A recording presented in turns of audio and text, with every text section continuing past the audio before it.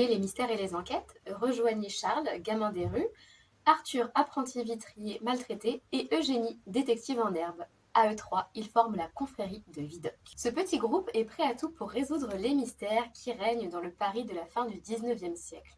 Et des mystères, il y en a beaucoup. Disparitions, vols, ne vous inquiétez pas, ils sont sur le coup. Qui, par exemple, a échangé toute la cargaison d'un certain bateau? 214 caisses pour être très précise. 214 caisses qui contenaient un cadeau de la France aux États-Unis d'Amérique. Bon, de son nom total, la liberté éclairant le monde. De son petit nom, la Statue de la Liberté. Qui a volé la Statue de la Liberté? Nos trois jeunes détectives sont vifs et débrouillards, mais évidemment, ils ne sont pas les seuls sur le coup. Il faut aussi compter sur l'oncle d'Eugénie, qui lui est un véritable détective, même s'il est moins talentueux que sa nièce. Il faut aussi compter sur le policier américain qu'on lui a fourré dans les pattes, Charlotte, la cousine d'Eugénie, et Edgar, le fils du dit policier américain. Et évidemment, cette enquête doit se passer dans le plus grand des secrets, au risque de faire éclater un scandale entre la France et les États-Unis.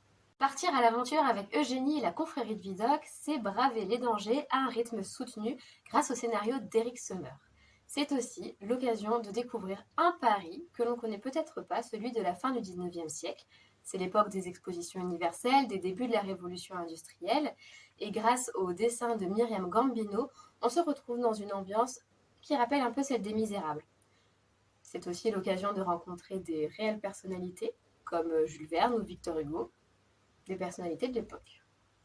La richesse du contexte historique en arrière-plan permet plusieurs niveaux de lecture, des clins d'œil, et qui sait, cela vous permettra peut-être vous aussi de mener l'enquête. Au passage, n'oubliez pas de prendre le temps de profiter d'une spécialité culinaire française. Ah oui, on n'est pas à Paris pour rien.